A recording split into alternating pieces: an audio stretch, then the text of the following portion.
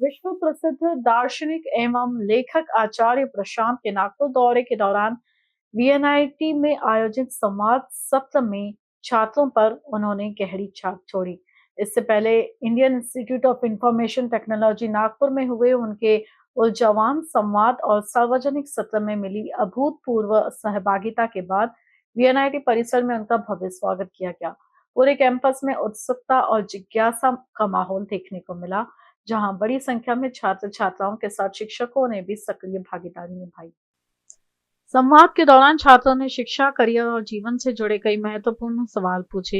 एक छात्र द्वारा FOMO, fear of missing out पर सवाल उठाए जाने पर आचार्य प्रशांत ने कहा कि यह कोई नया भाव नहीं है, बल्कि मानव स्वभाव का पुराना हिस्सा है। उन्होंने श्रीमद् भागवत गीता का उदाहरण देते हुए बताया कि दुर्योधन ने भी इसी भावना से ग्रस्त था, जिसने उसे श्री कृष्ण के विरुद्ध खड़ा कर दिया।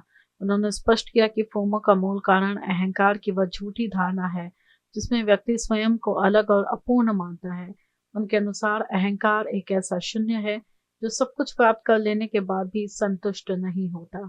जलवायु परिवर्तन का उदाहरण देते हुए उन्होंने कहा कि यह समस्या भी कहीं न कहीं उन लोगों से जुड़ी है जो अधिक शिक्षित हैं और इस प्रकार के मानसिक दबाव का अधिक अनुभव करते हैं। प्रश्नोत्तर सत्र के पश्चात आचार्य प्रशांत ने श्रीमद् भागवत गीता के तीसरे अध्याय के श्लोक 24 और 25 पर विस्तार से प्रकाश डाला।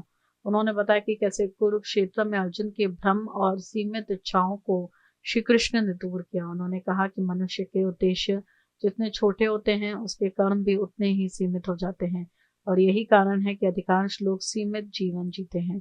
उल्लेखनीय है कि आचार्य प्रशांत देश के प्रमुख संस्थानों जैसे IITS, IIM, IIMS और IISc में हजारों युवाओं के साथ संवाद कर चुके हैं। वीएनआईटी नागपुर का यह सत्र भी उनकी प्रेरणादायक संवाद श्रृंखला का एक महत्वपूर्ण और प्रभावशाली पड़ाव साबित हुआ।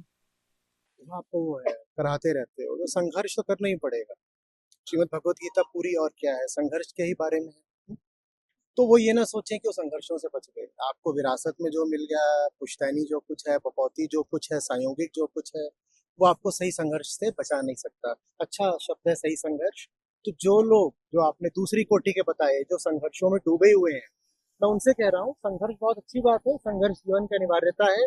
हर अर्जुन को युद्ध करना ही पड़ेगा, लेकिन ये देख लेना कि तुम सही संघर्ष कर रहे हो कि नहीं।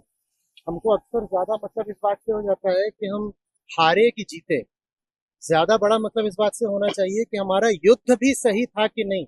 आप गलत लड़ाई लड़ रहे हो, आप गलत मैदान में मौजूद हो, आप एक ऐसे युद्ध में लड़ रहे हो जिसको आप जानते ही नहीं, समझते ही नहीं। आप ऐसे मैदान पर हो जिस पर आपको मौजूद ही नहीं होना चाहिए। तो आप अगर जीत भी लो तो वो बात हार से बदतर है। और सही लड़ाई में जीत मिली तो जीत, और यदि हार भी मिली तो वो जीत बराबर ही होती है। असली चीज ये होती है कि इंसान जाने कि कौन सा संघर्ष स्वीकार करने लायक है, और संघर्ष तो स्वीकार करना पड़ेगा। जीवन युद्ध है, इसीलिए भगवत गीता आज भी प्रासंगिक है। संघर्ष, वही जो आज का पहला प्रश्न था, उनके लिए बिल्कुल भी जरूरी नहीं था कि वो संघर्ष करते। घर में पैसा था, और शिक्षित थे स्वयं भी, अधिक से अधिक इतना कर सकते थे कि पत्नी को शिक्षित कर देते। पर वो बाहर निकले, लड़े। आज की बात नहीं कर रहे हैं हम, कुछ दशकों पहले की बात नहीं हम कर रहे हैं। वो बाहर निकल रहे हैं, लड़ रहे हैं, अपने परिवार के लिए नहीं लड़ रहे थे, मात्र अपनी पत्नी को शिक्षित नहीं कर रहे थे। उन्होंने कहा कि यहाँ जितनी लड़कियां हैं उनको शिक्षित करना जरूरी है। और वो स्वयं भी भले ही शिक्षित थे, लेकिन उच्च कुलीन नहीं थे। उन्हें जिन आपदाओं का, आपत्तियों का, विरोधों का सामना करना पड़ा, वो हम सब बहुत अच्छे से जानते हैं। पर सही संघर्ष अगर है तो करो ना स्वीकार। उनके समय पर उनका संघर्ष था, आज के समय पर उन्हीं जैसे लोगों के संघर्षों की वजह से स्थितियां कुछ बेहतर हुई हैं।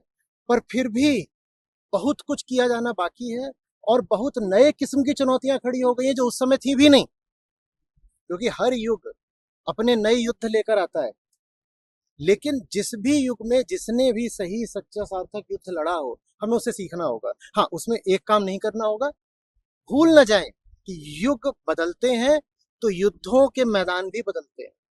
हमें उनसे उनकी सत्यनिष्ठा सीखनी है, हमें उनसे उनकी निर्भीकता सीखनी है। पर हमें उनकी बातों की नकल करके सीमित नहीं रह जाना है।